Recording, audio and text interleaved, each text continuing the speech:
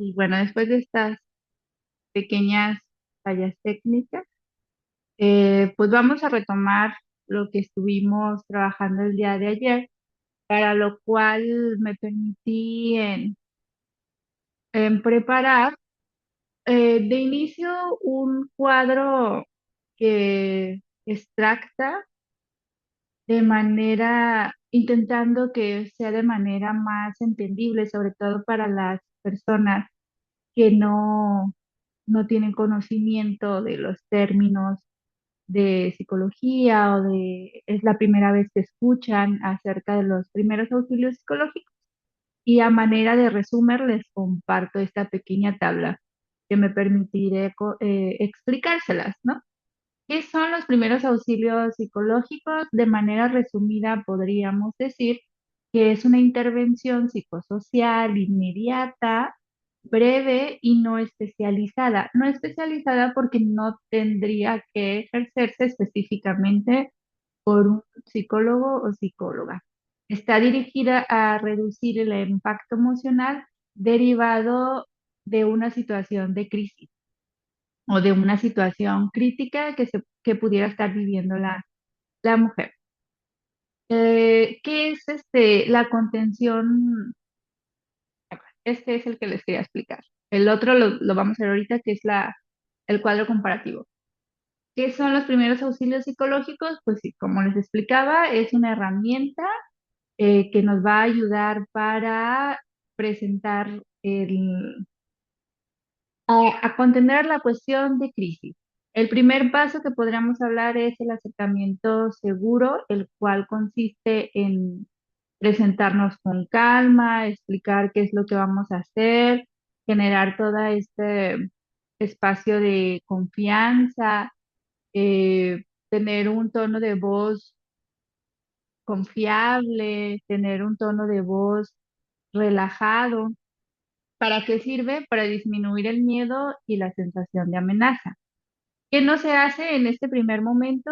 Pues no vamos a interrogar, no vamos a cuestionar, no vamos a presionar a la mujer para que nos eh, comparta o nos diga o nos desarrolle todo lo que sucedió. En este primer momento de acercamiento, pues es como su nombre lo dice, un acercamiento seguro.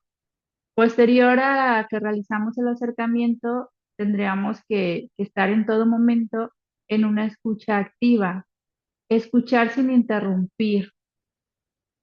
Hay que darle su espacio a la mujer, a la víctima, a la mujer víctima, y ah, por más prisa que tengamos, no hay que estar como interrumpiendo. Pero sí, luego qué pasó, pero luego que le dijo, pero a ver, me dijo hace un momento, no vamos a escuchar, vamos a respetar las pausas también de ella y a activar pues todo este proceso de escucha activa. ¿Para qué sirve? Para que la mujer se sienta escuchada y validada. ¿Qué no se hace? Pues dudar del relato y pedir detalles innecesarios. Podríamos pasar a otro elemento que sería la validación emocional, el cual consistiría en reconocer las emociones, reconozco que te sientas así, entiendo que te sientas enojada, entiendo que tengas miedo, es normal sentirlo ante una situación como la cual tú estás viviendo. ¿Para qué sirve? Para reducir la culpa y la vergüenza, que son emociones y sentimientos que ellas viven de manera frecuente cuando han estado siendo expuestas a situaciones de violencia, que no se hace minimizar. No vamos a minimizar porque para lo que a nosotros puede parecer intrascendente, para ellas es algo grave. Siguiente, estaríamos hablando de la estabilización emocional como otro momento, el cual dentro de estos primeros auxilios psicológicos pues busca ayudar a recuperar la calma. Aquí es donde podemos aplicar lo que son la respiración diafragmática, si la mujer está en condiciones de realizarla, si no la sabe hacer, pues tendremos nosotros que guiarla para decirle cómo se realiza. ¿Para qué sirve? Para disminuir la ansiedad y el desbordamiento emocional. ¿Qué no se hace? Forzarla a tranquilizar. Ya, ya, ya, tranquila, por favor, tranquila, tranquila. No, eso realmente no funciona en estos momentos. Otro elemento que podríamos estar realizando es la identificación de necesidades inmediatas, explorar la cuestión de seguridad, su salud, su red de apoyo, como lo compartíamos ayer. ¿En qué nos va a ayudar? Pues para priorizar su protección y el bienestar inmediato. ¿Qué no se hace? Pues resolver todo en una sola intervención. No podemos resolver. Luego me ha tocado cada vez menos, pero a veces dentro del afán de querer resolver, ha habido ocasiones que se llevan a las víctimas a su casa, ¿no? Como último elemento, como una acción inmediata, pero sin generar todo el análisis alrededor de si hay antes de eso otras opciones. Y entonces pudiera ser más que una solución, un conflicto. El apoyo a las decisiones inmediatas, dentro de estos primeros auxilios psicológicos, pues nos van a ayudar a acompañar las decisiones pequeñas y seguras. ¿Para qué sirve? Para recuperar la sensación de control. ¿Qué no se hace? Pues no vamos a decidir por ella, jamás. Otra acción es vincular a recursos, informar, canalizar a servicios disponibles. ¿Para qué sirve? Para lo que sigue, para darle continuidad a la atención, ya sea si se va a derivar al centro de justicia, si va a denunciar, si va a iniciar un proceso psicológico, si va a ser refugiada, etcétera. ¿Qué no se hace? Obligar a denunciar. En muchas ocasiones, para los que acompañamos o las autoridades, creemos que eso es el fin, que la víctima denuncie o que con eso se va a solucionar todo. Y la realidad es que no. La denuncia es un mecanismo donde se busca la justicia, pero existen un montón de elementos alrededor de esto y con mayor importancia y que de repente dejamos de lado, ¿no? Entonces no debemos obligar a denunciar, sí, por supuesto, tenemos que decirle cuáles son sus derechos y las ventajas y el por qué se le invita a denunciar, pero jamás obligar. Y como cierre, pues el cierre es respetuoso, donde podemos agradecer la confianza y vamos a reforzar el apoyo disponible. Siempre es importante agradecer lo que te hayan compartido, agradecer su confianza, agradecer el que te hayan compartido algo íntimo, agradecer que te haya elegido a ti para compartirte esa situación. ¿Para qué sirve? Bueno, vamos a dejar una sensación de acompañamiento y para validar la seguridad de la mujer y que pueda ella seguir en los siguientes procesos. ¿Qué no se hace? Pues no vamos a generar dependencia, no vamos a a hacerla sentir que solamente nosotras les vamos a poder solucionar su situación que está viviendo, ¿no? Yo soy parte de esa solución, pero no soy quien te va a solucionar. Todo esto es integral y habrá otras dependencias, personas, momentos que te van a ayudar a que tú salgas de esta situación. Entonces, esto es de manera extractada y resumida lo que son los primeros auxilios psicológicos, para qué nos sirven y un poquito de lo que no tendríamos que hacer cuando estamos aplicando estos primeros auxilios psicológicos, buscando que pueda quedar más claro lo que estuvimos revisando el día de ayer. ¿Alguna pregunta respecto a esto?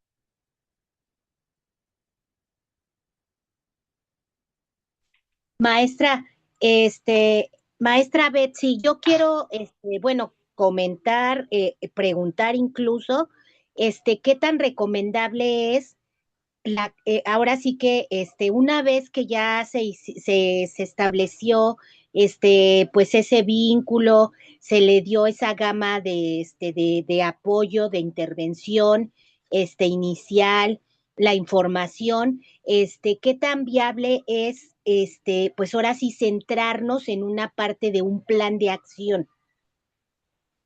Y entonces a lo mejor hacer la pregunta, bueno, de todo esto que hablamos y de la gama de posibilidades que se tienen que abordar, este, ¿qué vas a hacer?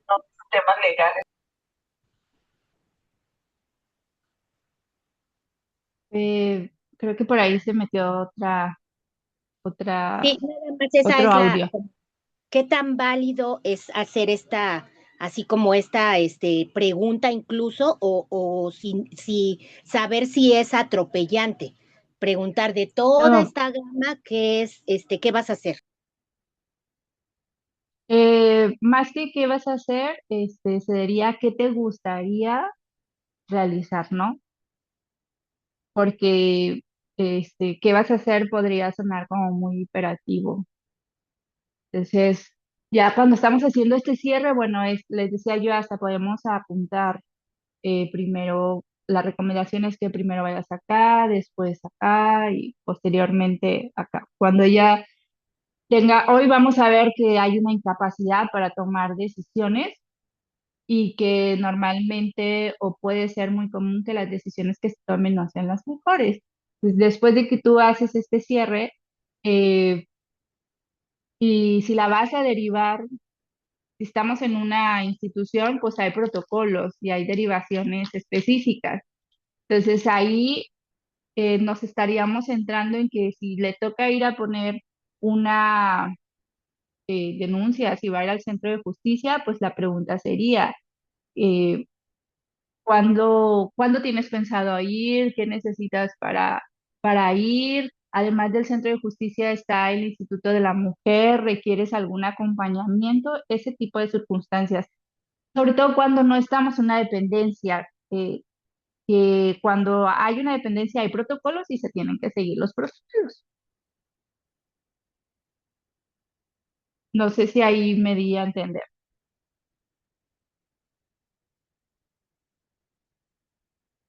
Hola maestra, buena tarde. Buena tarde, buenos días, perdón. Buenos días, Hoy yo tengo una duda. Entiendo, te bueno, escucho. en estos primeros contactos, si nos percatamos que la persona que estamos atendiendo tiene tal vez una cuestión de una discapacidad, no recuerdo el nombre correcto de la discapacidad, pero por ejemplo, le cuento así como un ejemplo en específico. Llegó con nosotros una mujer que su discurso o lo que refería no era como tan apegada a la realidad, ¿no? Sino que ella decía que era víctima de brujería, que la venían persiguiendo, que estaba una persona ahí al lado, y creo que ahí con este tipo de discapacidades no sé si haya un protocolo, alguna herramienta para poder utilizar para la atención.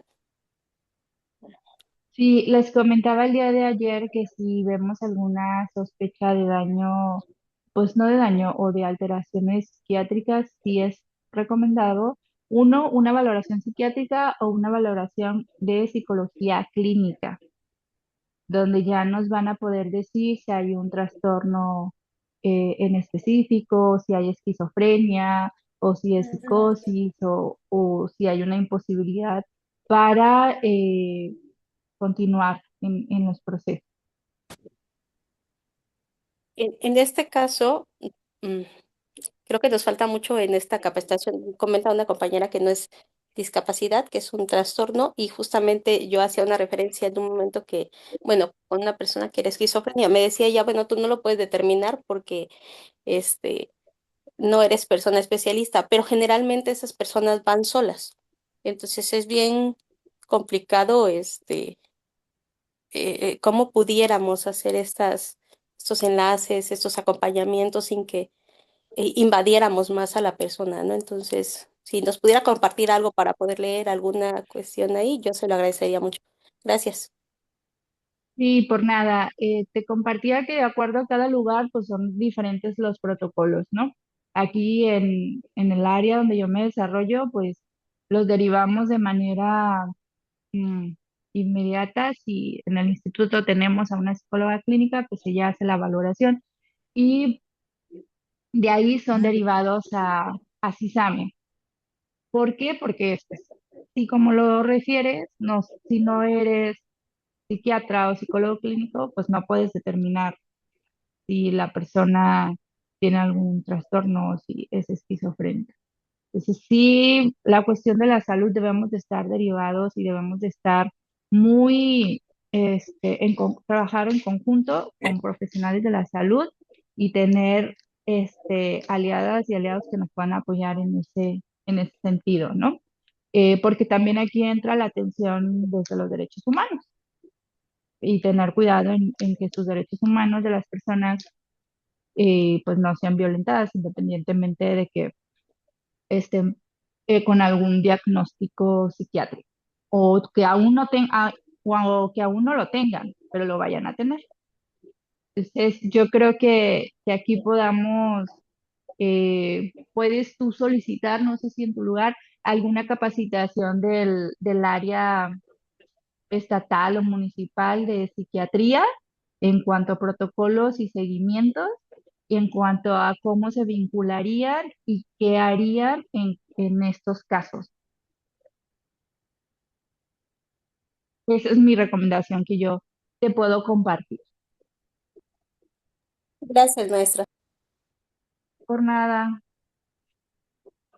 Bueno, igual ayer al final de la sesión eh, surgió la duda de cuál era la diferencia entre los primeros auxilios psicológicos, la contención emocional y el primer contacto con mujeres víctimas de violencia.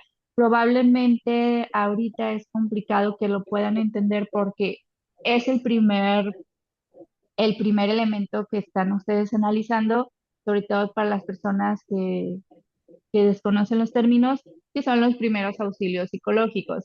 Conforme ustedes vayan viendo lo que son la contención emocional y posteriormente la entrevista de primer contacto y otros temas, van a poder hacer ese cruce entre la información que reciban y será más fácil para ustedes poder entender. Más sin embargo, igual también aquí realicé un pequeño cuadro comparativo con estos tres elementos, ¿no? Dijimos que los primeros auxilios psicológicos son esta intervención psicosocial inmediata, breve y no especializada, porque no necesariamente tienen que ser ejercidos por un psicólogo o psicóloga, es dirigida a reducir el impacto emocional derivado de una situación de crisis o crítica. La contención emocional, estaríamos hablando de una estrategia de acompañamiento emocional destinada a regular y sostener respuestas emocionales intensas sin emitir juicios ni directrices.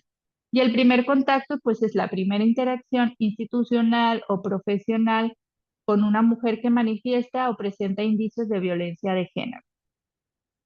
¿Cuál es la finalidad de los primeros auxilios psicológicos? Contribuir a la estabilización emocional y disminuir el riesgo de agravamiento psicológico. Por eso es que hacíamos tanta énfasis en la importancia de poder y saber conocerlos y aplicarlos, ya que pueden ser la primera puerta de entrada a la mujer víctima para los siguientes procesos a desarrollar. La contención emocional, su finalidad es brindar seguridad emocional inmediata y prevenir un desbordamiento emocional. Por eso se llama contención, porque estamos conteniendo. El primer contacto, su finalidad es generar un vínculo de confianza, validar la experiencia y facilitar el acceso a mecanismos de protección y atención. Eh, digamos, en un marco de aplicación, los primeros auxilios se pueden o se aplican en situaciones de crisis recientes. Decíamos que la metodología en sí dice que 72 horas, pero esas 72 horas es cuando hablamos de primeros auxilios de manera global.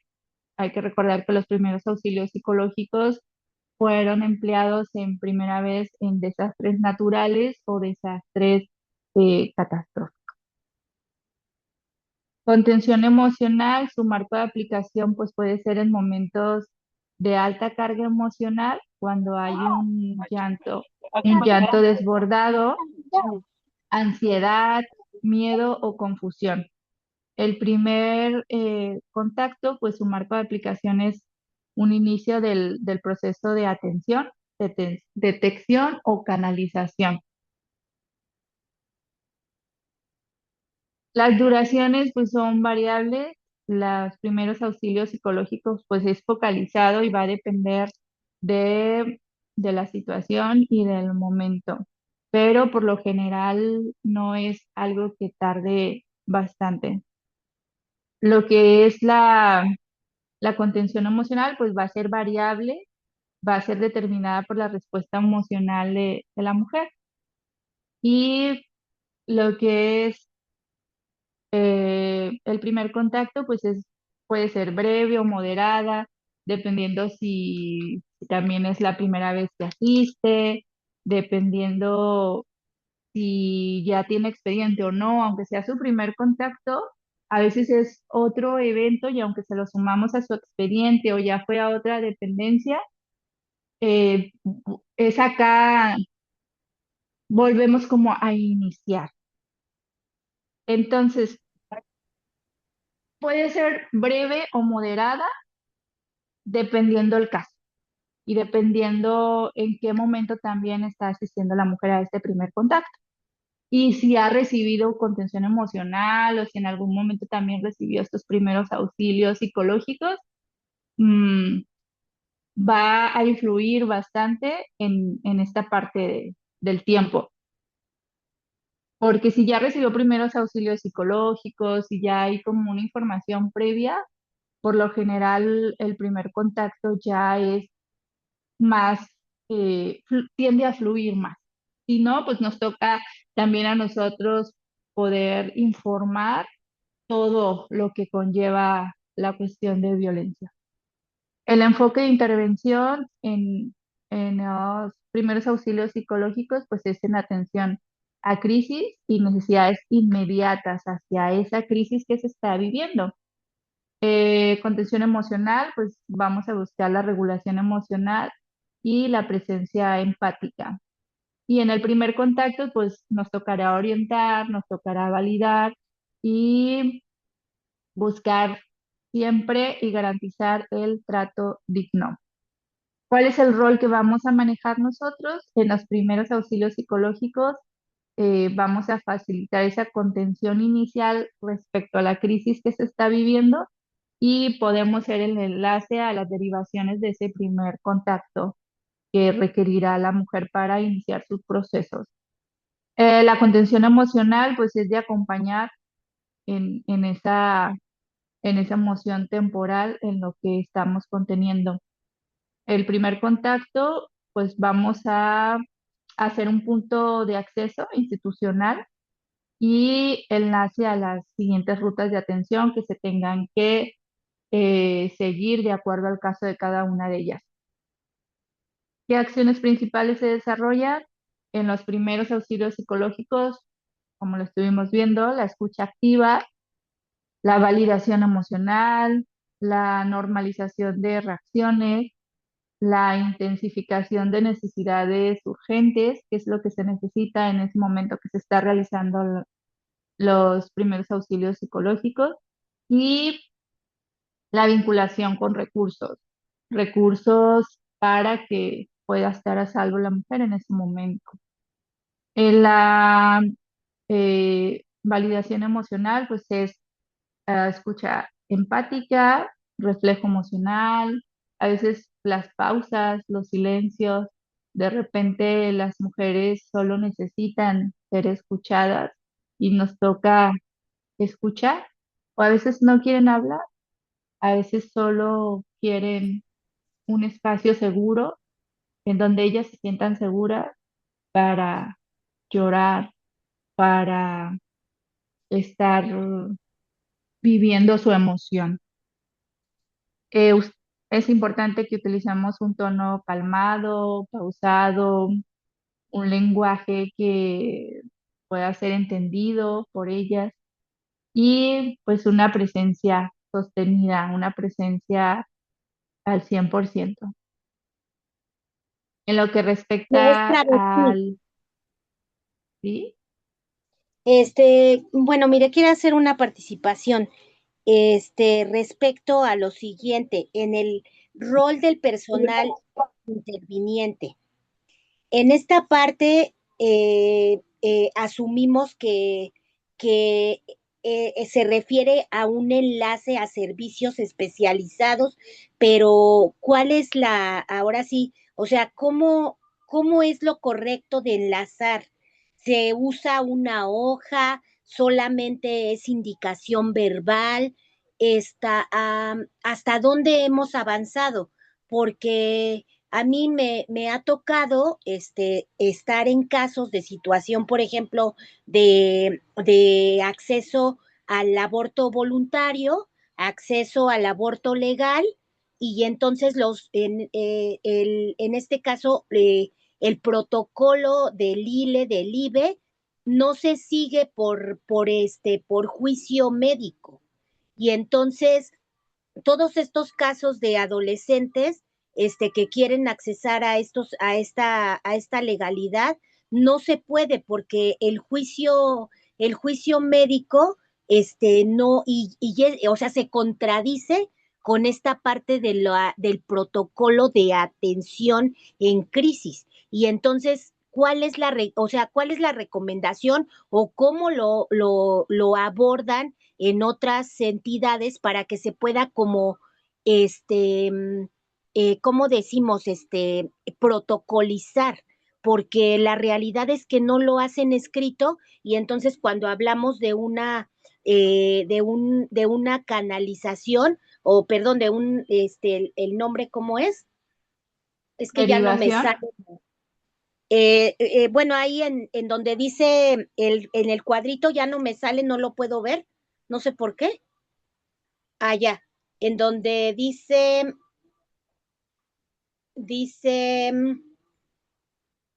enlace, enlace a a otros servicios. Esa parte, la realidad es que la hacemos, pero solo verbal. O sea, no está estandarizado que ya estemos manejando un estándar, un formato de atención en crisis. Existe el del MP solamente, pero es para casos, dice, o sea, lo que está normado es para casos de lesiones, de violación.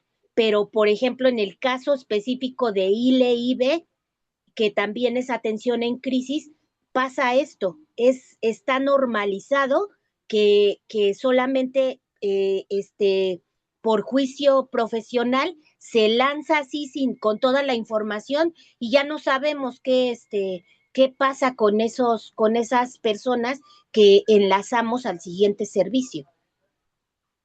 Ok, desconozco esta parte eh, metodológica en tu área, en tu estado. Aquí nosotros lo que hacemos es mediante oficio. La región sanitaria de aquí de la zona en Puerto Vallarta tiene un encargado de aborto legal y seguro y entonces nosotros lo derivamos con él y él hace todo, es psicólogo también, él realiza todo el acompañamiento y todo el proceso que se tiene que realizar para que la víctima pueda tener acceso al aborto legal y seguro. eh, si hay médicos objetores de conciencia, buscar quién no es médico objetores de conciencia. Entonces, creo que en esa situación se maneja de manera diferente en cada estado. Por eso lo que yo te comparto es lo que se realiza aquí en Jalisco. Probablemente compañeras tuyas del estado de Guerrero podrán ayudarte de una manera más oportuna en cuál es el seguimiento a desarrollar para este tipo de casos específicos. Estoy teniendo problemas para compartir mi pantalla. Permítanme, por favor, tantito. Maestra Karen, en esta parte, ¿hay alguna, retroalimentación que pudiéramos hacer en este sentido, que quizás esté avanzando otros estados y que pudiéramos como, unificar este criterio? Hola, por el momento no se encuentra la maestra Karen, pero con mucho gusto me pongo a sus órdenes, Berenice Jauregui Alarcón. Y efectivamente en Guerrero sí ya se cuenta con la reforma legislativa que de alguna manera despenaliza el aborto y esto también ha implicado una modificación en los procesos o procedimientos para la interrupción legal del embarazo.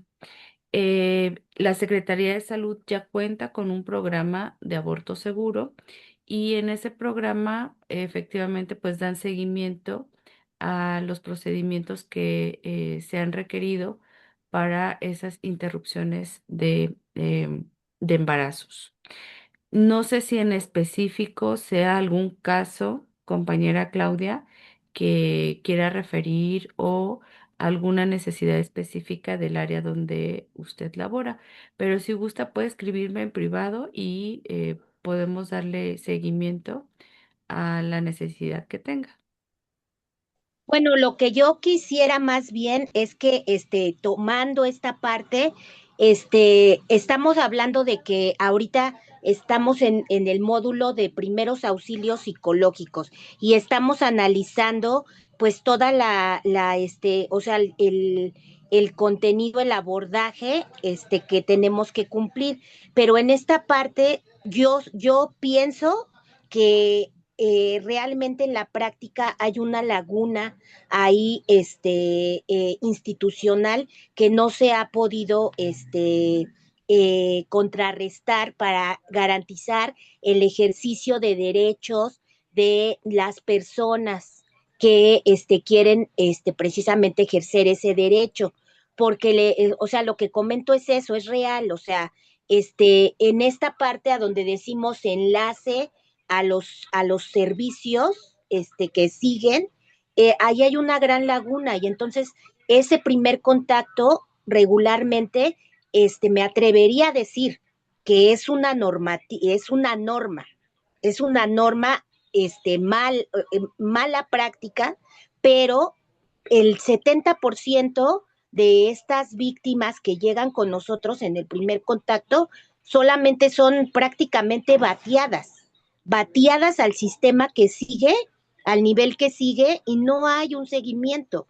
Entonces, aquí mi propuesta es pues saber si a partir de este diplomado, pudiéramos como propiciar, unificar un formato.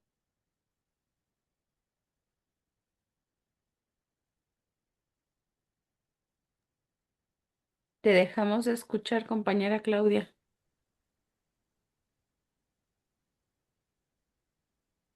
Compañera.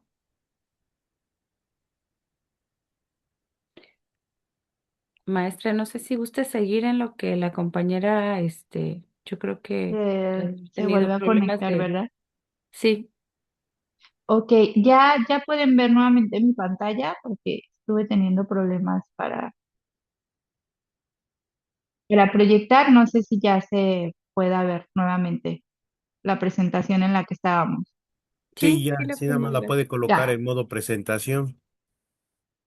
ok, ahí voy.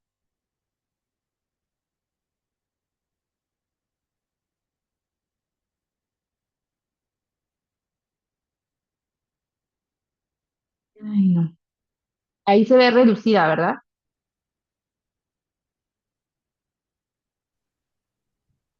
Sí, porque tiene para agregar notas al diseño, eso habría que cerrar. Ah, ya vi lo que ustedes están viendo. Mm, ahí voy.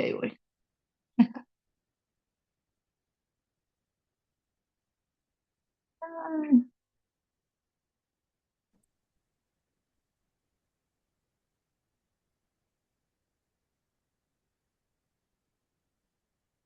ahí está, ahora sí, ¿verdad?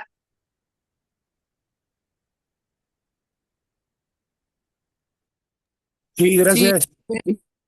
Gracias a ustedes también por apoyarme. Entonces, estábamos en la cuestión de las acciones.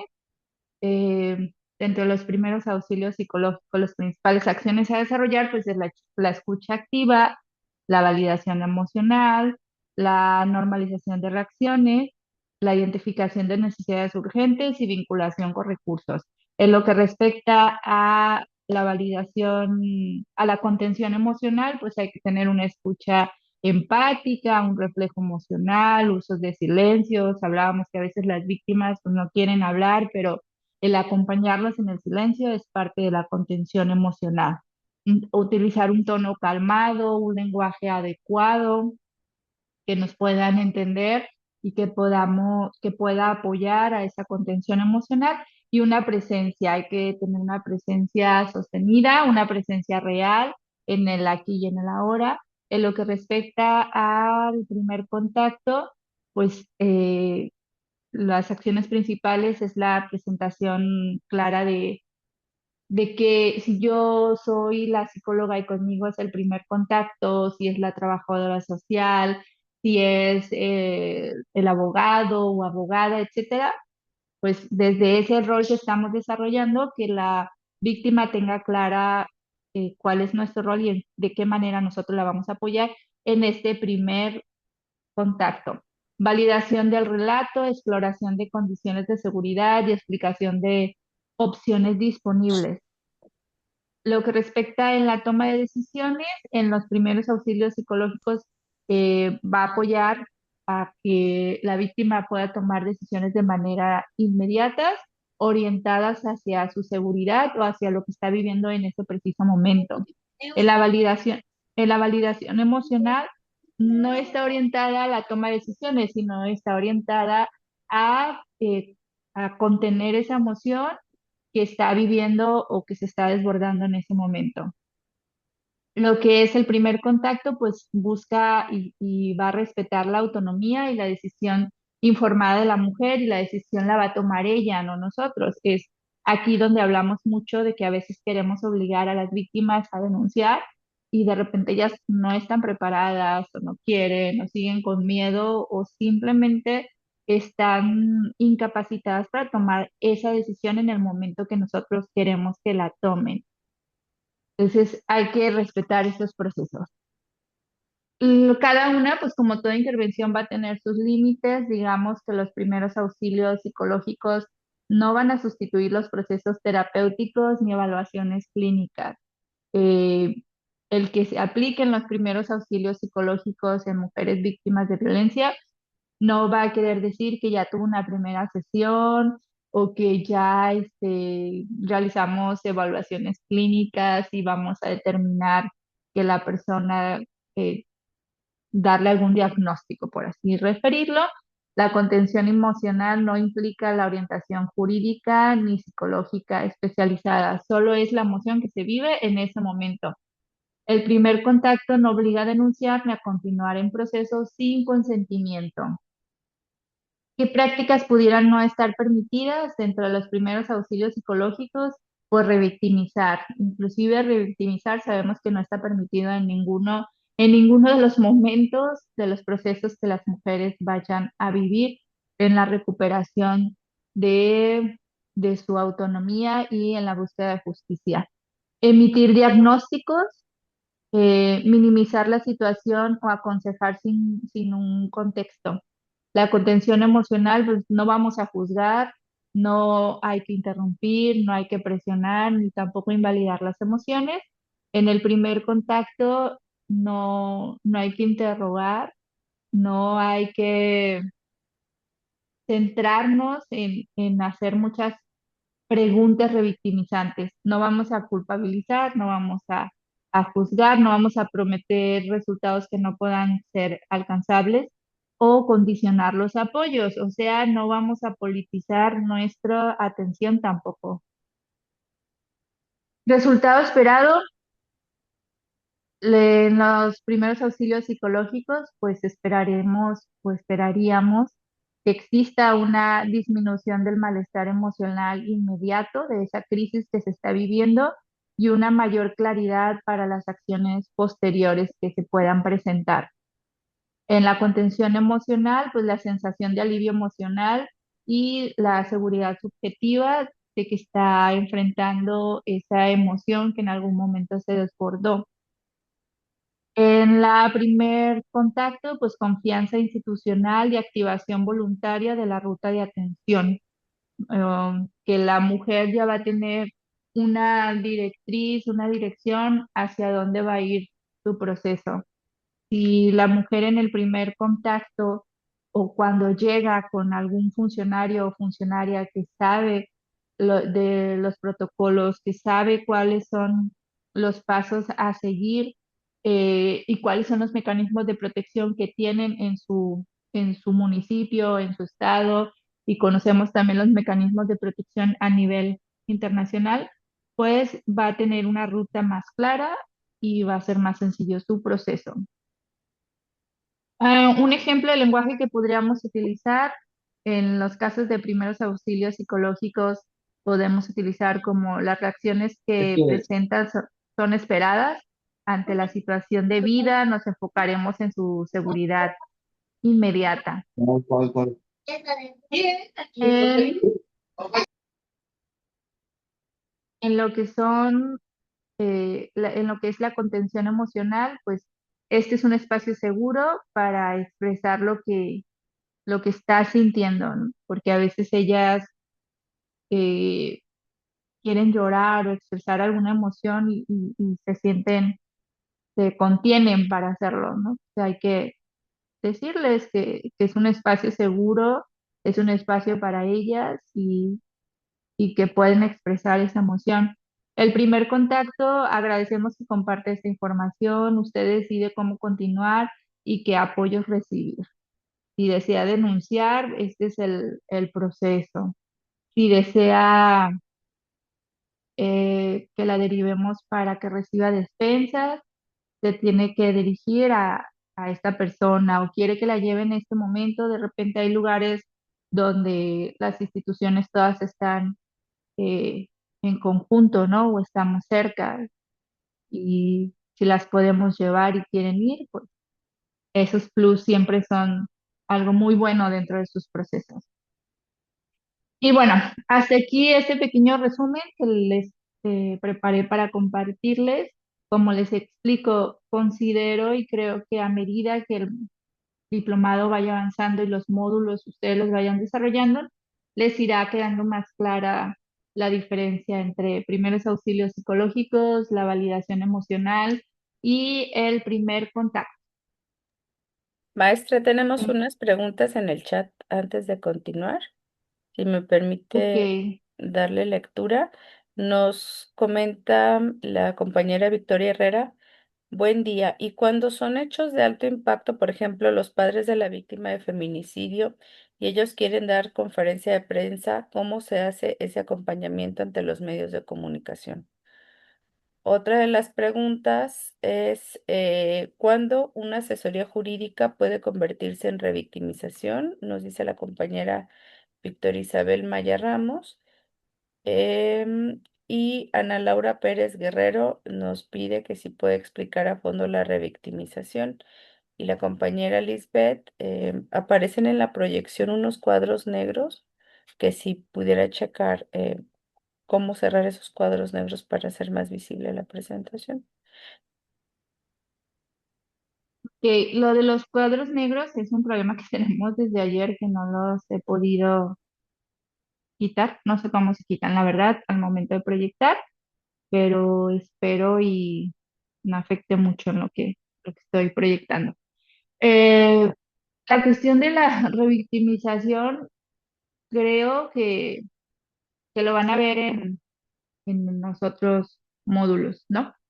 Y con lo que respecta al acompañamiento a víctimas indirectas de feminicidio y si ellos quieren hacer la cuestión de las ruedas de prensa, siempre hay que preguntarles a ellos cómo quieren que se les acompañe, qué es lo que necesitan de nosotros, porque el acompañamiento puede ser de muchas formas y también desde cómo nosotros podemos acompañar. Porque puedes acompañar institucionalmente, puedes acompañar desde un colectivo y se les puede acompañar hasta eh, organizándoles la rueda de prensa, podemos acompañar hasta vincularlos con los medios, pero si me preguntas a mí respecto al acompañamiento emocional, pues es a través de lo que ellos van a estar exponiendo y presentando y sobre todo qué es lo que ellos quieren, qué es lo que ellos quieren lograr con esta, con esta rueda de prensa y no desde juzgar, sino para poderlos orientar para que logren su objetivo, ¿no? Por lo general nosotros acá, cuando acompañamos a las víctimas indirectas, pues primero hacemos estos círculos de acompañamiento entre abogados, abogadas, psicólogas, psicólogos, y les preguntamos que si ellos lo quieren hacer, nosotros estamos con ellos. Ellos tienen que llevar eh, ellos van a llevar siempre la delantera y vamos a escucharlos respecto a lo que ellos están necesitando en ese momento. Porque en muchas ocasiones nosotros dentro de nuestro set de justicia los forzamos a realizar cosas que nosotros queremos realizar y no cosas que ellos quieren realizar, ¿no? Entonces, la escucha activa, el preguntar, el escucharlos, el acompañarlos de manera interinstitucional y de manera integral, disipar todas sus dudas legales, emocionales, etcétera. Es como la sugerencia que yo te pudiera dar. Y la cuestión de revictimizar, bueno, revictimizar de manera así muy concreta, porque no quiero meterme en temas que son muy extensos. Un ejemplo claro de revictimizar es estar preguntando y preguntando lo mismo, o va a una institución y no llenamos Banabim, o sabemos que existe el Banabim y no nos metemos al Banabim para ver qué hay en su expediente y volvemos a preguntar y la volvemos a hacer que entre en crisis porque le volvemos a preguntar los hechos porque ya nos lo había dicho o se lo dijo a mi compañera psicóloga y en mi institución no tenemos un buen protocolo y luego pasa al área legal y le vuelvo a preguntar qué es lo que está viviendo. Eso es lo más claro de, de lo que es la revictimización, pero ustedes lo van a ver de manera eh, extensa a lo largo, yo creo, creo que en los siguientes módulos, porque hasta está en las reglamentaciones lo que es revictimizar. Pero de manera sencilla, ese es un ejemplo de revictimización, cuando estamos preguntando y preguntando la misma situación que ya nos había dicho o que ya se lo dijo a otra institución y nosotros no tenemos, no tenemos la iniciativa de ir al Banabín. El Banabín, pues, es una herramienta a nivel federal que se hizo para eso, para evitar la revictimización, entre muchas otras cuestiones. Inclusive ahí están hasta las órdenes de protección. Inclusive si una mujer fue atendida en Guerrero, yo acá en Jalisco puedo ver esas atenciones que recibió en Guerrero y me puede dar un panorama más amplio de lo que ha estado viviendo a través de este ejercicio de violencia que ha estado ella viviendo a lo largo de su vida. Bueno, entonces el día de hoy vamos a hablar específicamente de las dinámicas psicológicas que perpetúan la violencia en razón de género, o sea, qué es lo que sucede de manera psicológica, a nivel psicológico, con las mujeres que viven violencia de género, que no les permite salir de violencia. Eh, Vamos a entender o intentaremos entender un poquito más a fondo y romper ese mito de que las mujeres están en una relación violenta porque les gusta o porque quieren que las mantengan o ese tipo de situaciones. Leonor Walker es una psicóloga social que después de investigación, de una investigación que realizó con grupos de mujeres que vivían violencia doméstica, como se denominaba en aquel tiempo, y creó el famoso ciclo de violencia. Ahora ha sufrido muchas modificaciones porque pues todos los fenómenos van cambiando, ¿verdad? Y a mí me gusta trabajar con este, que es el más básico. Hay otros que le han agregado otras fases iguales de buenas, pero bueno, Leonor Walker fue la creadora del ciclo de violencia. El ciclo de violencia, dentro de sus tres componentes iniciales, nos habla ella que existe una primera etapa, que es la etapa de tensión, donde existe esta cuestión de mucha tensión psicológica. Luego viene la explosión de la violencia o el hecho violento en sí, y luego viene la calma o la famosa luna de miel. Y esto es como ahí ven las flechas, es algo que se repite y en muchas ocasiones puede tardar más días, meses, semanas en que las etapas vayan apareciendo, pero como se va agudizando la violencia, estas pueden presentarse, este ciclo puede presentarse en un mismo día 3, 4, 5 veces, ¿no? Pues dice aquí, la fase de acumulación de tensiones, se acumulan pequeños conflictos, tensiones, el agresor comienza a mostrar enojos, celos, control excesivo o actitudes hostiles. La víctima pues va a intentar como calmar la situación, evitar confrontaciones, evitar acciones que crea que le pueden hacer enojar y justificar el comportamiento del agresor.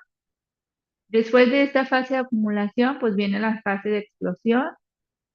Ocurre el episodio de violencia física, psicológica, sexual, económica. El agresor descarga su ira y la víctima sufre el ataque. Puede haber amenazas, insultos, golpes u otras formas de abuso. Y posterior a esto, pues sí, la luna de miel o el arrepentimiento. El agresor muestra remordimiento y pide perdón. Puede prometer cambiar, volverse cariñoso o incluso dar regalos. La víctima tiene ¿no? A ver. La víctima tiene la esperanza de que el abuso no se repita, lo que dificulta el abandono. Y conforme va avanzando el fenómeno de la violencia en una situación, hay ocasiones que esta fase ya no existe, la fase de luna de miel, o sea, se vive entre la acumulación de tensiones y la explosión. Ya el agresor, el violentador, no expresa arrepentimiento o no expresa esta fase de dar algún regalo, de volverse cariñoso, porque la manipulación ya puede estar tan ejercida que ya no necesita de este elemento para poder seguir en este ciclo. Bueno, les comentaba, el ciclo es repetitivo, aumenta en intensidad con el tiempo. Las mujeres atrapadas en esta dinámica pueden experimentar confusión, esperanza de que las cosas cambien, de que deje de violentar y miedo. El miedo va a estar presente la gran mayoría del tiempo, lo que va a reforzar pues el síndrome de indefensión aprendida que vamos a ver, que hace más difícil el que pueda salir de esta situación. Este estudio ayudó a comprender por qué las víctimas no abandonan fácilmente una relación abusiva. Fue de las primeras investigaciones que se realizaron y que se presentaron y se socializaron masivamente y que fueron ayudando a entender eh, el por qué las mujeres no podían salir de una relación violenta si se les brindaba ayuda, si tenían ellas en muchas ocasiones independencia económica, etcétera. Sirvió también como base para programar la intervención y prevención de violencia de género. Ayudó a ir conociendo este fenómeno y que los que formamos parte de esto podamos tener mejores programas de intervención y prevención hacia la violencia violencia de género. Fue fundamental para el desarrollo de leyes y políticas públicas de protección a víctimas. Este es el iceberg de la violencia que lo compartió Amnistía Internacional, al igual que violentómetros, son herramientas que nos ayudan a que las víctimas puedan visibilizar a través de algo gráfico lo que ellas viven o lo que en su mente son solamente ideas o situaciones aisladas, puedan encontrar un porqué de cierta situación. Y así, bueno, pasamos al síndrome de indefensión aprendida y cómo afecta a las capacidades de las víctimas para tomar decisiones. Vemos esta imagen de un elefante, un animal tan grande, y cómo solamente está sujetado con una delgada cuerda, que con toda esa corporalidad que tiene y todo ese peso que tiene y todo ese tamaño que tiene, si él decidiera jalar un poco, pues podría liberarse de manera rápida. El síndrome de indefensión aprendida es un concepto clave en el campo de la psicología desarrollado por el psicólogo Martin Seligman en la década de los 70 también, que puede ayudar a entender por qué muchas mujeres víctimas de violencia de género no logran salir de esta situación de abuso.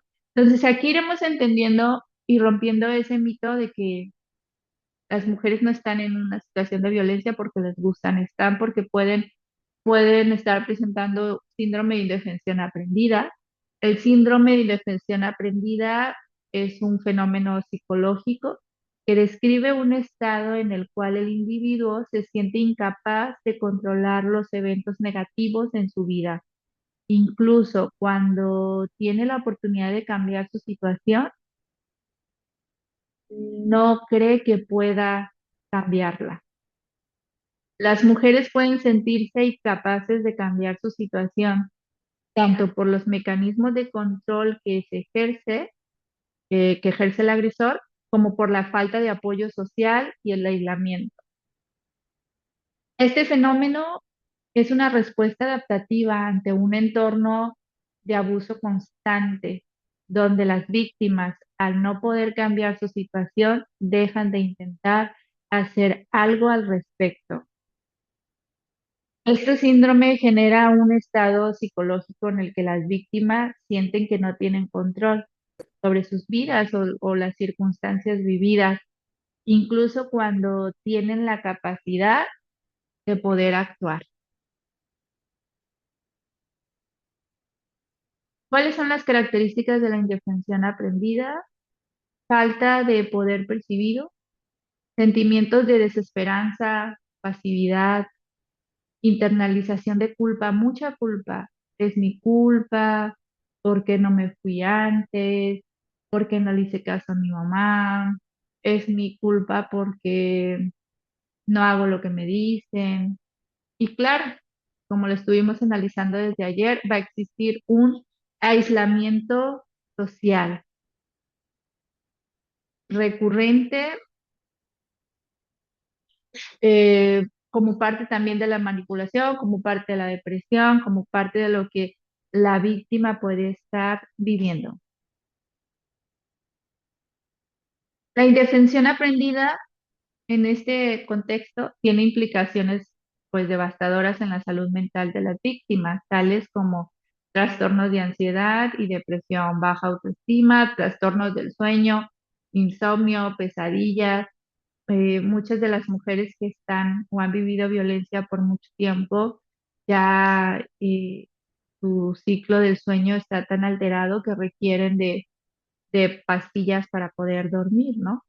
Problemas psicosomáticos, dolores de cabeza, colitis, gastritis, síndrome de intestino irritable, náuseas, vómitos, palpitaciones sin tener una enfermedad la cual derive esta situación, la hipertensión, dolores de espalda, de cuello, estamos muy tensas. La fibromialgia está muy asociada a cuestiones de que el cuerpo está está en modo alerta todo el tiempo, dermatitis o enfermedades que son emocionales, urticaria, dificultad para respirar, asma, etcétera, que no están ligadas a otras circunstancias más que solamente a una historia de violencia. El estrés postraumático, la depresión y la ansiedad derivadas del abuso pueden intensificar estos síntomas, ya que el cuerpo responde de manera física al trauma emocional. El trauma no solo se vive cuando sucedió el evento, sino que se queda impregnado en el cuerpo. Efectos de la indefensión aprendida inciden directamente en el proceso de toma de decisiones de las mujeres víctimas de violencia de género. Hay, dentro de estos primeros efectos, pues hay una percepción de falta de control. Una de las características principales de la indefensión aprendida es la percepción de falta de control sobre los eventos de la vida. En el contexto de la violencia de género, las mujeres maltratadas a menudo viven en un ambiente donde su autonomía y decisiones están restringidas por el agresor. Con el tiempo, esta esta repetida experiencia de impotencia, genera la creencia de que sus esfuerzos por cambiar las circunstancias son inútiles. O sea, yo no lo puedo cambiar, no importa lo que hagan, no voy a salir, pues hay mujeres que todavía expresan esta narrativa de pues es mi cruz, pues mi mamá me dijo que así me voy a quedar, porque si yo lo elegí, mm, no creo, no creo que yéndome a vivir a otro lugar pueda solucionarlo. No creo que si salgo a pedir trabajo me lo vayan a dar. ¿Quién le va a dar trabajo a una mujer con tres hijos? Etcétera, etcétera, ¿no?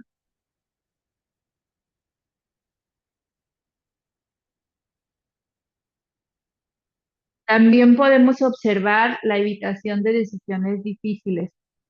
La indefensión aprendida también puede llevar a una evitación activa de situaciones que requieren decisiones difíciles. El miedo a enfrentarse a las consecuencias de una mala decisión o la ansiedad de tomar una decisión equivocada puede hacer que las víctimas eviten tomar decisiones, incluso cuando estas son cruciales para su bienestar.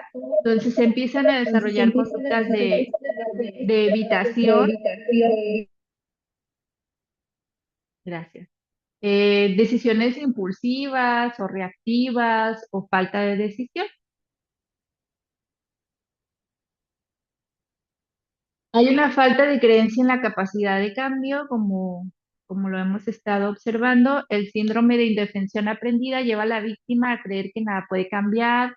Esto puede tener efectos muy devastadores, en la toma de decisiones relacionadas con el futuro de ella, de sus hijas e hijos, que las mujeres pueden sentirse incapaces de cambiar su situación independientemente de las oportunidades o recursos que les podamos brindar.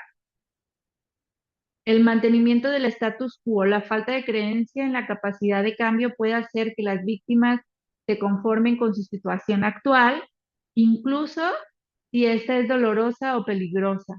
Las mujeres pueden decidir no buscar ayuda, pueden decidir no abandonar la relación abusiva o no mejorar su entorno porque siente que sus esfuerzos no servirán para cambiar nada. Decisiones que favorecen el corto plazo. Cuando las mujeres perciben que no tienen control sobre el futuro, pueden tomar decisiones que favorecen el alivio inmediato, incluso si esas decisiones no son las mejores a largo plazo.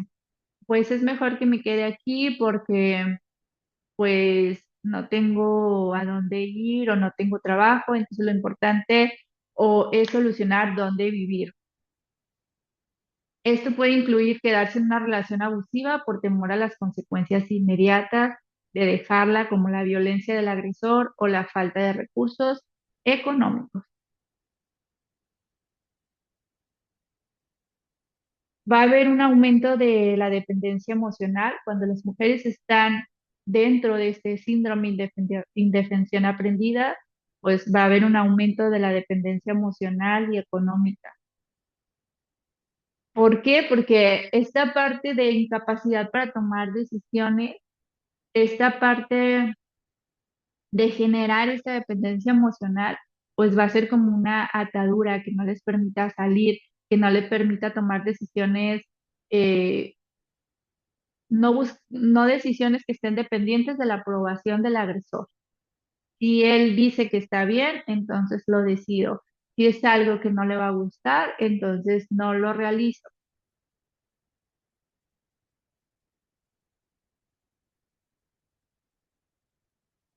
Va a haber una internación. Me hace falta mi café para poder conectar. Va a haber una internalización de la culpa, o sea, me voy a culpar y el miedo. Nuevamente va a estar presente el miedo. Lo vamos a estar viendo a lo largo de todos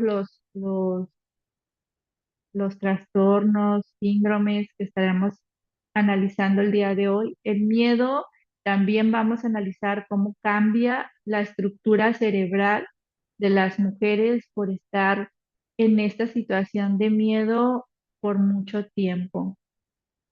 Un miedo al rechazo, un miedo al castigo, miedo al que dirán, miedo a que la familia no me siga apoyando o a que la familia se dé cuenta que estoy viviendo una relación violenta, eh, cul- culpa por culpa por no tomar las decisiones que los demás esperan que tome, impacto a largo plazo en el ciclo de violencia, pues bueno, la indefensión aprendida puede perpetuar el ciclo de violencia de género, ya que las víctimas se sienten incapaces de romper este ciclo, esta relación abusiva, la falta de confianza en su capacidad de tomar decisiones efectivas, las mantienen atrapadas en un patrón de abuso. Entonces va a pasar lo que decíamos cuando estábamos hablando del ciclo de violencia, que van a estar ahí en medio de eso, viviéndolo todos los días por mucho tiempo o el tiempo en el que decidan salir de esa situación, que tengan herramientas para poder salir de esa situación. El síndrome de indefensión aprendida afecta de manera crítica la capacidad de las víctimas de violencia de género para tomar decisiones al generar una sensación de impotencia, desesperanza y dependencia emocional y económica. Las víctimas pueden experimentar parálisis decisional, evitar tomar decisiones importantes, depender del agresor para aprobar sus elecciones y aceptar situaciones destructivas por temor a las consecuencias de actuar. Superarla va a requerir intervenciones terapéuticas que ayuden a restaurar el sentido de control personal y autonomía, permitiendo que las mujeres vuelvan a tomar decisiones informadas y conscientes para mejorar su vida y romper con el ciclo del abuso. Aquí ya tenemos un primer elemento de lo que es el síndrome de indefensión aprendida. Ya empezamos a entender que hay algo en la estructura psicológica de la mujer que vive violencia que la incapacita para tomar decisiones, que la incapacita para salir de esa situación de violencia, que la hace sentir culpable, que la hace depender no solo económicamente de su agresor, sino también emocionalmente. ¿Por qué no somos capaces de reaccionar ante algunas situaciones que vivimos? Eh, Ayer estuvimos hablando un poquito del síndrome del burnout, que es utilizado más en el contexto laboral, pero que también se ha utilizado en otros contextos. El síndrome del burnout fue descrito por primera vez en la década de los 70 por el psiquiatra Herbert Soderbergh. Posteriormente, en los años 80, la psicóloga Christina Maslach amplió el concepto e identificó sus tres dimensiones principales: agotamiento emocional, sensación de estar sobrepasada, sin energía, sin motivación, despersonalización, desarrollo de actitudes negativas hacia sí misma y el entorno, reducción de la realización personal, sentimientos de incompetencia y desesperanza. El burnout, pues es una palabra en inglés que si lo tradujéramos, pues es el síndrome del quemado, ¿no? El síndrome de estar tan sumergida durante una circunstancia de violencia que me va a proporcionar este agotamiento emocional. Va a haber una despersonalización y una reducción de la realización personal de los sentimientos. ¿Qué síntomas podemos ver en mujeres víctimas de violencia que estén atravesando o que pudieran estar en síndrome de burnout? Pues un agotamiento extremo físico y emocional, una sensación de desesperanza y falta de control sobre su vida, dificultades para dormir, ansiedad, depresión, desmotivación para realizar actividades cotidianas, problemas de salud como dolores musculares, migrañas o problemas digestivos.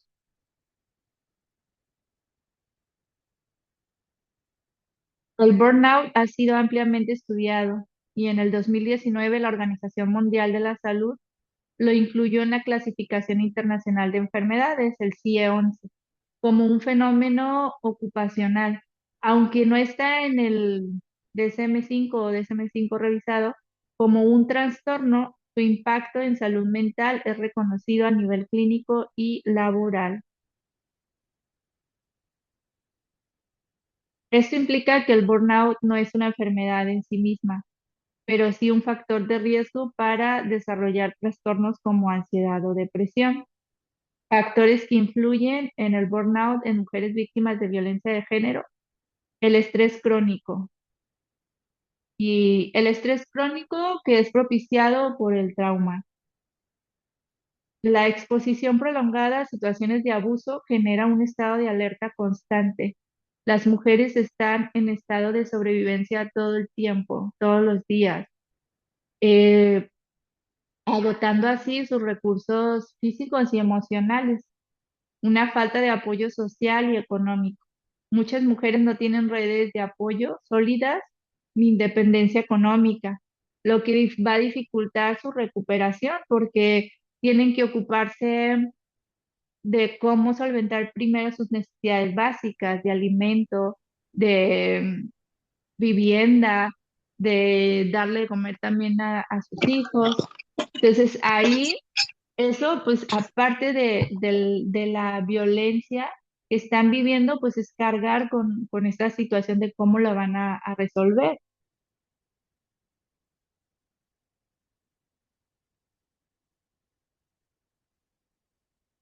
Y después de todas estas circunstancias, pues también llega a instituciones donde las vamos a revictimizar y vamos a ponerles barreras que van a enfrentar porque pues a veces no los recursos que tenemos no son los que ellas requieren o los que necesitan y van a enfrentar dificultades en el acceso a la justicia, a servicios de apoyo, lo que incrementa la sensación de impotencia y desesperanza, ¿no? Nuevamente voy a reforzar que lo que yo pienso es Dormimos. cierto. Voy a sentir que, mm, en efecto, nadie puede ayudarme porque yo vengo a solicitar apoyo para vivienda. Y pues no, no hay. ¿Dónde voy a ir a vivir? O en efecto, lo que yo creo es correcto porque ni las instituciones pueden ayudarme. Culpa y vergüenza. La violencia de género suele ir acompañada de manipulación psicológica que refuerza sentimientos de culpa y vergüenza. Carga emocional y parental. Muchas de estas mujeres tienen hijos a su cargo, lo que aumenta su nivel de estrés y las obliga a continuar en errores. En la gran mayoría de las situaciones, las mujeres son las que se hacen cargo de las hijas e hijos. Eh, la carga no solo es física, también es una carga emocional, es una carga psicológica de estar al pendiente de las hijas e hijos y de que ellos también estén bien. en muchas ocasiones ellas refieren, es que yo quiero terapia para mis hijas e hijos, pero no para mí, yo como sea, a mí lo que me importan son ellos. Llegan hasta ponerse de lado y no darse cuenta que ellas también son importantes para que tomen terapia porque tienen que, es su derecho de sanar y es su derecho a salir del ciclo de violencia, pero están tan minimizadas que sienten que no, que la ayuda para ellos, la cuestión emocional no importa, lo que importa son los hijos.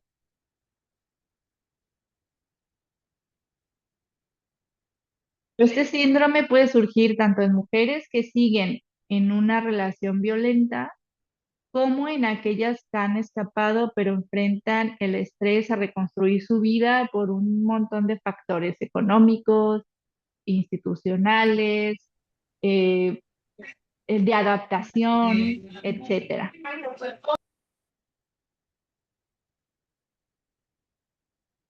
Bueno, hasta ahorita hemos visto el síndrome de indefensión aprendida, el síndrome de burnout como dos factores que las mujeres pueden vivir cuando están en una relación violenta.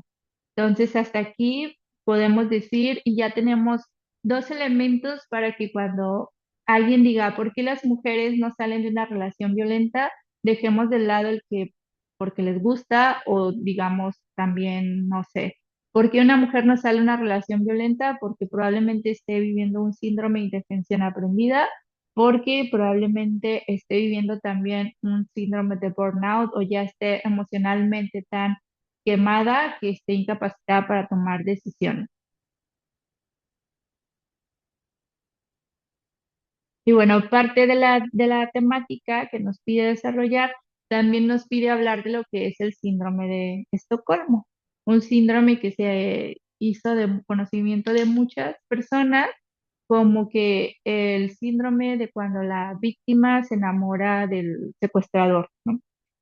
El síndrome de Estocolmo es un fenómeno psicológico en el cual una persona privada de su libertad desarrolla sentimientos de empatía, lealtad o incluso amor hacia sus captores.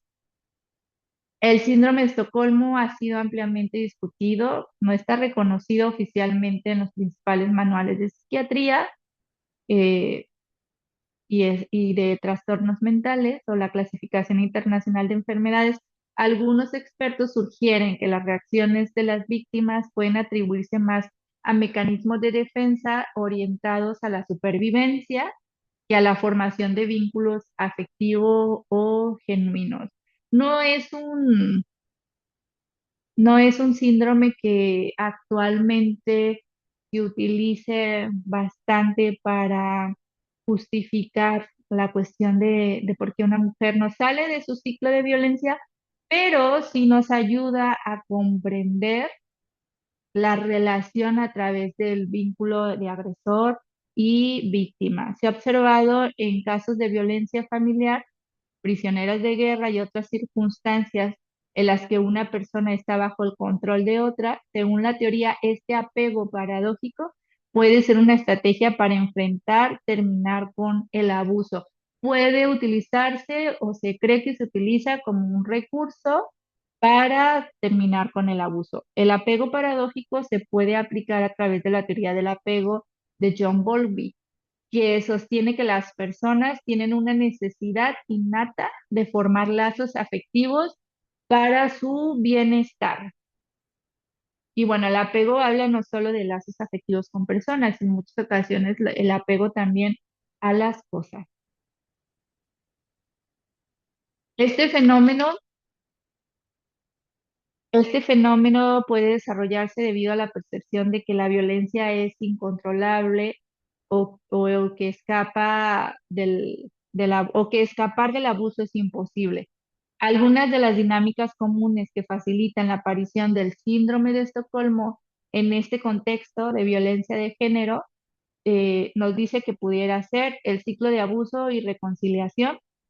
En muchas relaciones abusivas existe un patrón clínico donde el agresor muestra momentos de arrepentimiento, cariño y buen comportamiento, esa etapa de la luna de miel que dijimos, después de ejercer un acto violento. Esto puede hacer que la víctima se sienta confundida y establezca una relación emocional con el agresor, esperando que la violencia termine a pesar de las constantes recaídas. Cada vez que la mujer cuando está en este ciclo y pasa la luna de miel o está en la luna de miel, que vuelve a iniciar el ciclo, ella cree que puede cambiar. Ella cree que en esta ocasión sí puede haber un cambio, sí puede haber un arrepentimiento y tienden a justificar, no, bueno, es que ahora sí lloró o es que ahora sí sabe que está enfermo y entonces yo creo que como quiere quien lo cuide, sí va a echarle ganas. El ciclo de abuso y reconciliación. En muchas relaciones abusivas existe un patrón cíclico donde el agresor muestra momentos de arrepentimiento, cariño y buen comportamiento. Después de la violencia, ¿no? Hay un buen comportamiento después de que se ejerce la violencia dentro de esta parte cíclica. Esto puede hacer que la víctima se sienta confundida y establezca esta relación emocional con el agresor. Aislamiento y control. El agresor en la violencia generalmente aísla a la víctima de amigas y amigos, familiares, apoyos sociales. En muchas ocasiones hasta los acompañan a las instituciones. El agresor está ahí para saber qué es lo que va a hacer.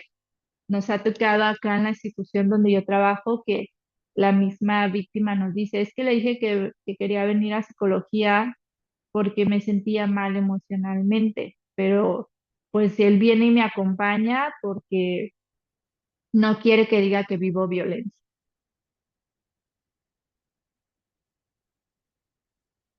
Miedo y sumisión. El miedo constante a la violencia y a las amenazas del agresor pueden llevar a la víctima a internalizar y justificar el comportamiento abusivo como una forma de evitar mayores consecuencias. La víctima podría sentir que si cumple con las expectativas del agresor o le muestra lealtad, podría reducir la violencia. Es que si hago lo que él me dice, ya no va a haber motivo para que él se comporte de esa manera. Es que si yo ya sé qué es lo que él quiere y lo realizo, entonces él va a estar feliz y contento y no me va a violentar o no me va a pegar o no me va a decir nada o ya no me va a estar diciendo las groserías que me dice y luego lo hacen y ven que de todas maneras existe el episodio Por eso, agresivo Leonardo, y, y viene ahí esta desvalidación otra vez emocional y el pensar que nunca van a salir de esta situación, la desmotivación. Hay una despersonalización del agresor. En algunos casos, las víctimas desarrollan una forma de disociación o despersonalización en la que no ven al agresor como alguien completamente malo, sino que intentan entender sus razones y ver la buena persona en él. Esto puede llevar a la víctima a justificar el abuso racionalizado. Y creo que lo hemos escuchado la gran mayoría de nosotros cuando ellas intentan justificar y lo justifican y lo creen, muchas de ellas en realidad lo creen, en su mente así es. En su mente él no es malo, en su mente él no es un agresor, en su mente solo tuvo un mal día, en su mente es que su patrón es muy abusivo y entonces eso lo hace enojar y llega enojado a casa y por eso es que se comporta de esa manera conmigo. No ven. Y cuando van a terapia y empezamos a hablar de violencia, empezamos a hablar que la violencia se aprende, empezamos a hablar que quien ejerce violencia la ejerce porque puede y porque quiere, y no porque es adicto, no porque es alcohólico, no porque tuvo un mal día, para ellas es un shock emocional, ¿no? Y cuando lo logran entender es cuando pueden empezar a ver como opción salirse de esa relación.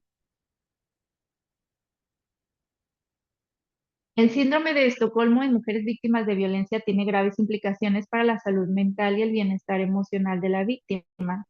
Entre los efectos comunes se incluyen el trastorno de estrés postraumático, la depresión y la ansiedad y sentimientos de culpa y de vergüenza. ¿Cómo se manifiesta? El síndrome de Estocolmo en mujeres víctimas de violencia se puede manifestar de las siguientes maneras: defender al agresor, lealtad hacia el agresor, apegos emocionales, aceptación del abuso como algo normal.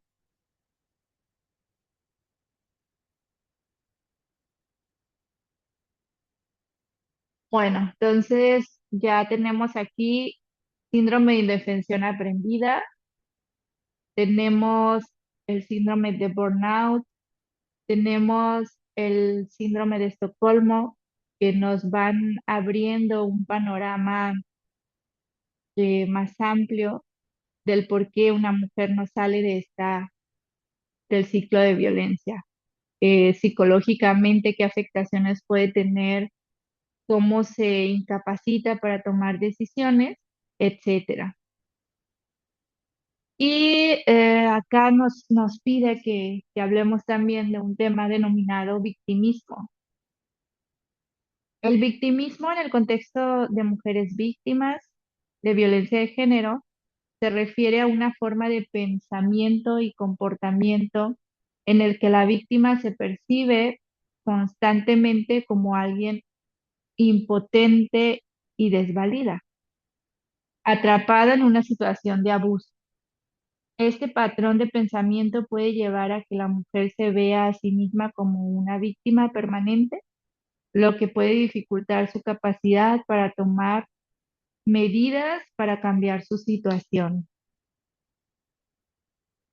En el contexto de violencia de género, el victimismo puede manifestarse de diferentes formas, pero generalmente va a estar relacionado con la internacionalización del abuso, en la que la mujer asume una identidad de víctima que puede ser difícil de superar debido a diversos factores psicológicos, sociales y emocionales.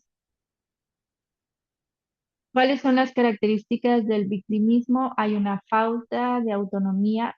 No es lo mismo que, ay, mira, todas se creen víctimas. No, no, no es sinónimo de eso. El victimismo en mujeres víctimas de violencia de género puede llevarlas a una falta de autonomía, culpa y vergüenza, normalización del abuso y nuevamente dependencia emocional. A pesar del daño, puede existir un apego hacia el agresor que complica ver otras formas de vida. En la falta de autonomía, la mujer puede sentirse dependiente del agresor en lo emocional, en lo económico, en lo social, en lo que dificulta salir, lo cual hace que no pueda salir de ese ciclo. Culpa y vergüenza, muchas mujeres creen que el abuso es culpa suya otra vez, lo que baja su autoestima y refuerza el rol de víctima. Hay una falta de poder o de control, hay una resistencia al cambio. Las mujeres que se identifican como víctimas de violencia de género suelen sentir que no tienen poder sobre sus vidas o sobre las decisiones que toman.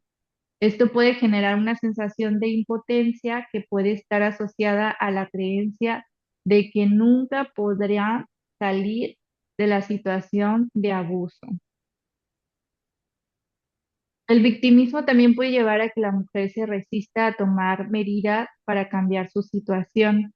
El miedo al futuro, el temor a las represalias del agresor o la falta de confianza en sí misma pueden generar un círculo vicioso que perpetúa el abuso. Y si analizamos hasta aquí, lo que hemos compartido eh, son similares en síntomas. Son teorías, son síndromes, son elementos que comparten sintomatología y que nos van a ayudar a ver desde cada uno de estos conceptos, poder analizar y comprender lo que las mujeres viven desde el victimismo, desde el burnout, desde el síndrome de indefensión aprendida, cómo se ha estudiado este fenómeno en diferentes momentos en la búsqueda de entender a profundidad qué sucede a nivel psicológico con las víctimas de violencia de género. En el contexto de violencia de género, este concepto se emplea para describir una respuesta emocional que puede dificultar la salida del ciclo del abuso y perpetuar la sumisión y la dependencia.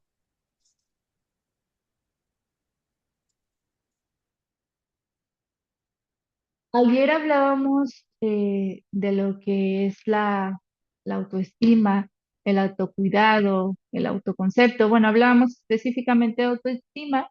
A su vez, el autocuidado y el autoconcepto tienen que ver con con este término y con lo que las mujeres viven cuando la autoestima está desgastada, por así mencionarlo. Entonces, hablaremos de autocuidado. ¿Qué es el autocuidado? El autocuidado es definido como el conjunto de acciones que se toman para proporcionar salud mental, física y emocional, sin estar dependiendo de algo o de alguien más. Muchas de estas mujeres que están viviendo el ciclo de violencia o que están eh, viviendo el síndrome de indefensión aprendida, burnout, el síndrome de Estocolmo, entre otras circunstancias, tienen un nulo conocimiento de lo que es el autocuidado. Están ahí para otros, pero no para ella. Hay que entender que un acto violento deja consecuencias permanentes en la persona, por lo que genera cambios psicológicos y comportamentales.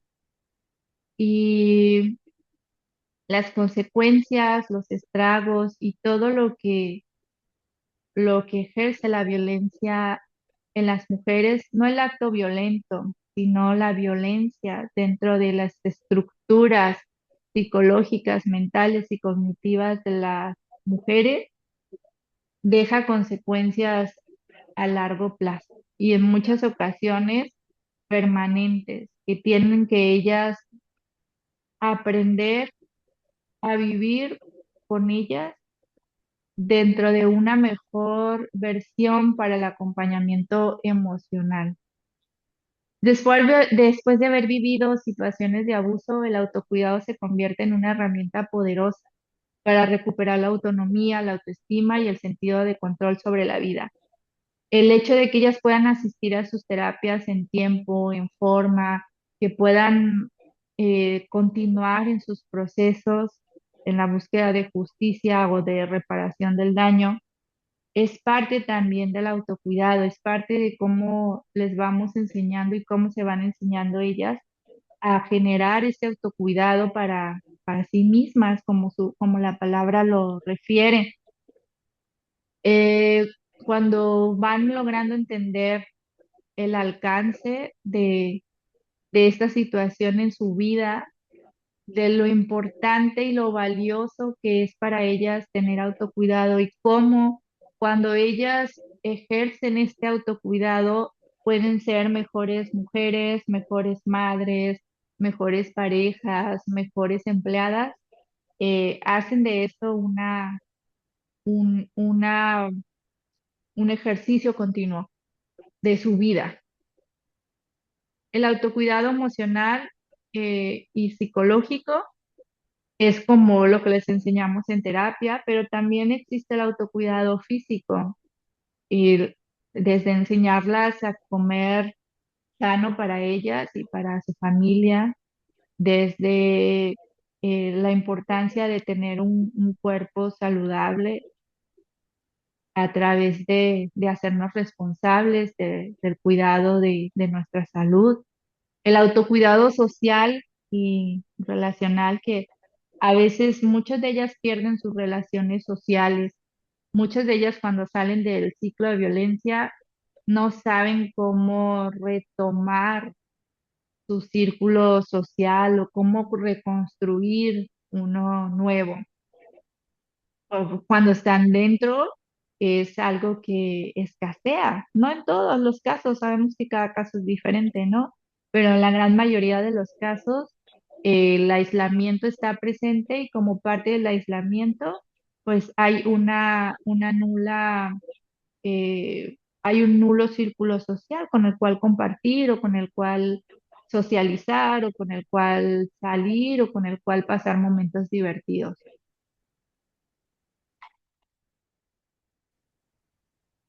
Es importante compartirles que autocuidado también es irnos de una relación violenta. Cuando ellas lo entienden y te lo dicen, es como una liberación emocional dentro de lo que ellas han vivido, vivieron o están viviendo. Aprender a estar para mí cuando no me siento bien física o emocionalmente. También eso es autocuidar. Aprender a estar conmigo también en los momentos de bajada, así como los de subida. El autocuidado es también hacer cosas que no son agradables. El autocuidado también es poner límites. Y el autocuidado también es saber que no necesito de alguien más para autocuidarme. No necesito. Esos son algo que le suma a mi vida, pero yo nací completa y aprender que mi mejor compañía soy yo misma va a ser un trofeo, va a ser un premio, va a ser un regalo que me voy a dar para mí misma y poder atraer y poder sumar a mi vida personas que compartan conmigo lo que yo deseo y quiero para mí.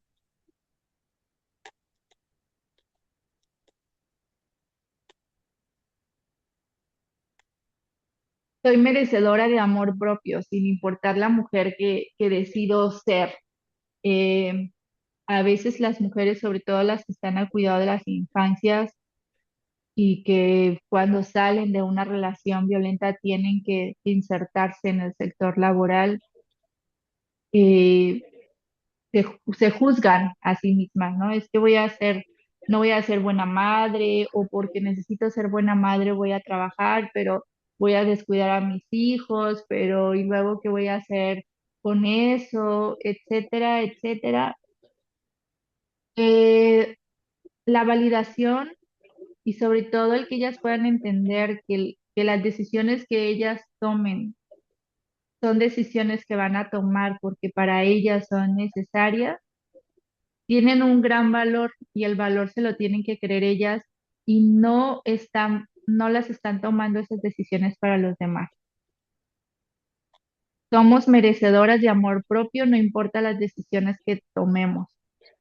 Si yo decido llevar a mis hijos a guardería, si yo decido quedarme a cuidarlos y trabajar desde casa, no importa las decisiones que tomemos. Si aún no salgo del ciclo de violencia, soy merecedora de amor propio. Si aún no he decidido salir de esta relación abusiva, no importa, soy merecedora de amor propio. No solamente las mujeres que salen del ciclo de violencia o que no viven violencia son merecedoras de amor propio. Ahorita a la una les voy a pedir un pequeño receso de 15 minutos, que necesito tomarme unas medicinas y hacer unas cuestiones, pero será muy rápido. Terminamos este tema de autocuidado y antes de pasar a autoestima, cerramos con un pequeño receso de 10 minutitos, 15 minutitos. El autocuidado para las mujeres víctimas de violencia de género es un proceso esencial en esta parte de recuperación y en el fortalecimiento de su bienestar emocional, físico y mental. Este proceso no solo les ayuda a sanar y a superar el trauma, sino que también les da las herramientas necesarias para recuperar su independencia, su autonomía y lo más importante, su sentido de dignidad y de autoestima. Por ahí ayer hablaba una compañera, creo que enfermera, que decía que ella realizaba derivaciones a grupos de diabetes, a grupos que hacían ejercicio o ese tipo de grupos que luego hay en nuestros municipios. Hay que conocer también dónde hay agrupaciones de mujeres que realizan este tipo de actividades, porque cuando hagamos recomendaciones o derivaciones, también estas derivaciones son válidas. Empezar desde algo de autocuidado externo o físico, poderle seguir sumando a través de otras acciones el autocuidado, el comprender al autocuidado desde un punto psicológico, desde un punto emocional, ¿no? Pero como nos han enseñado y es más fácil visibilizar lo que ante nuestros ojos se puede ver a través de un ejercicio, lo que ante nuestros oídos se puede escuchar a través de una música, pues suelen ser buenos inicios para empezar en el autocuidado y poder continuar en el desarrollo de habilidades emocionales en grupos de autoayuda, en terapia psicológica especializada, en grupos de crecimiento personal, etc. Hasta aquí, ¿alguna duda antes de que nos vayamos a este pequeño receso?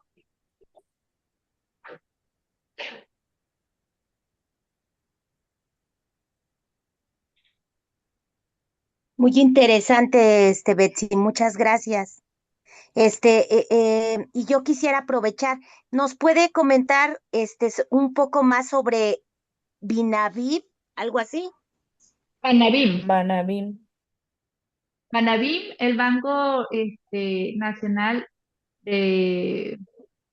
Es que acá en Jalisco le pusieron otro nombre, Baibín, pero bueno, el Banabim es el banco nacional donde todos los funcionarios y funcionarias que atendemos a mujeres víctimas de violencia estamos obligados a llenarlo. De acuerdo a la Ley General de Acceso de las Mujeres a una Vida Libre de Violencia, tendríamos que todos los que atendemos a mujeres víctimas de violencia tener una cuenta. Cada municipio tiene un enlace y cada dependencia tiene también su enlace y ellos tendrían que gestionar las cuentas para que llenemos, pero también para que consultemos. Con el puro CURP de la víctima, ahí podemos consultar su expediente. Es un expediente único. Hay apartado para órdenes de protección, ahí se sube como todos los datos generales, se suben los datos del agresor cuando se conocen, etcétera, etcétera.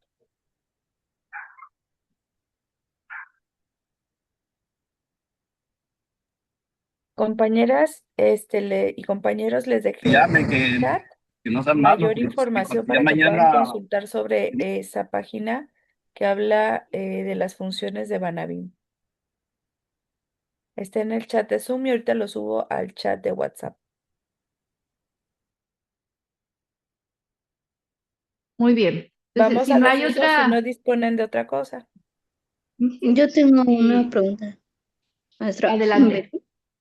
Este, pues es que luego el gran dilema que influye más sufro de violencia, influye más de los hijos, ¿no? Están acostumbrados a tener la típica familia de un padre, una madre, hermanos, y literal, siempre lo analizan desde esa perspectiva. Por más que le digan, se van a separar, no lo quieren aceptar y se ponen en un plan un poco pues rebeldes, ¿no? En este aspecto, ahí cómo puede funcionar la terapeuta, porque si es un niño, es complicado hablarle de violencia, porque no Ah, ok. sabe mucho a fondo. Sí, a partir de los 4 años, los niños y las niñas están preparados para llevar un proceso psicológico, pero como lo hemos hablado a lo largo de este taller, tiene que ser especializado. En este caso tendrá que ser una psicóloga o psicólogo con formación infantil, con formación en perspectiva de género y con formación en violencia de género. Ellos a través de técnicas muy específicas del juego lúdico, de la narrativa, de cuentos, de muchas herramientas que existen para el acompañamiento de niñas y niños, pues inician este proceso para, en muchas ocasiones los llevan antes de separarse y como para irlos preparando y luego después llevan el proceso después de la separación en el acompañamiento de cómo enfrentar la separación de los padres. Pero sí, sí, créeme, en mi experiencia, las niñas y los niños tienden a tener mejor, mejores resultados en sus procesos terapéuticos que los adultos. Ok, va. Y Gracias. en cuestión, Por nada. Betsy, y una pregunta, bueno, para nuestras coordinadoras del diplomado, alguna normativa que nos pueda ayudar a respaldar que los municipios, obvio los gobiernos federales y estados, pero sobre todo las municipalidades, en dónde podemos respaldar que están obligados a garantizar la disponibilidad de estos servicios para las niñas, niños y adolescentes.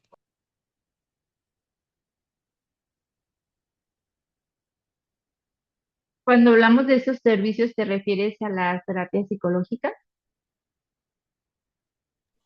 Sí, o sea, porque ya existe lo que es toda una estructura para víctimas, para víctimas de violencia de género, mujeres, pero víctimas de violencia, mujeres. Pero y el Estado todavía no tiene o sea, lo hablo porque es como una debilidad que tenemos de que los estados aún no tienen esa infraestructura para garantizar servicios como los que menciona las características para niñas, niños y adolescentes. Entonces, ¿cómo a través de lo que es pues ahora sí la legislación, podemos, pues hasta cierto punto propiciar desde nuestros entornos locales que cada vez se abran más espacios en este sentido? Ah, ok. Bueno, en lo que respecta a las hijas e hijos de, de víctimas de violencia de género, los centros de justicia y los institutos de las mujeres deberían, en teoría, tener estos espacios de atención especializados. Lo marca la misma reglamentación, ¿no? La Ley de Acceso a las Mujeres a una Vida Libre de Violencia nos habla que los espacios de atención es para las mujeres, sus hijas e hijos. Es igual que también por eso en los refugios, pues es para las mujeres, sus hijas e hijos menores de edad, en la cuestión de atender a las infancias. Si ya hablamos de otras cuestiones más especializadas, como de abuso sexual infantil o este tipo de situaciones, pues se supondría que están las CIPINAS y las Procuradurías de la Defensa de Niñas, Niños y Adolescentes, que deben de atender esta situación y estas necesidades desde el interés superior de la niñez.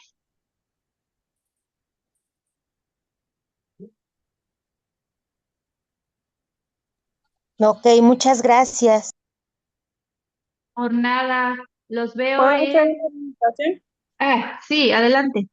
Rapidísimo, a lo que están comentando, bueno, aquí en el Estado de México, y me imagino que es a nivel nacional, quien da la protección, además de las fiscalías, cuando no se realiza una denuncia como tal, es el DIF en el área de Procuraduría de Atención a Niñas, Niños y Adolescentes.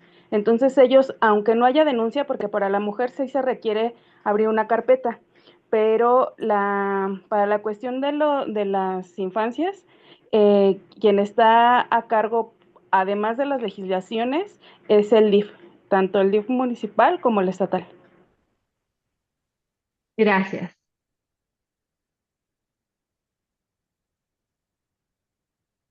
Entonces, si no hay más, entonces sí, son las 12:59. Nos vemos aquí a la 1:15.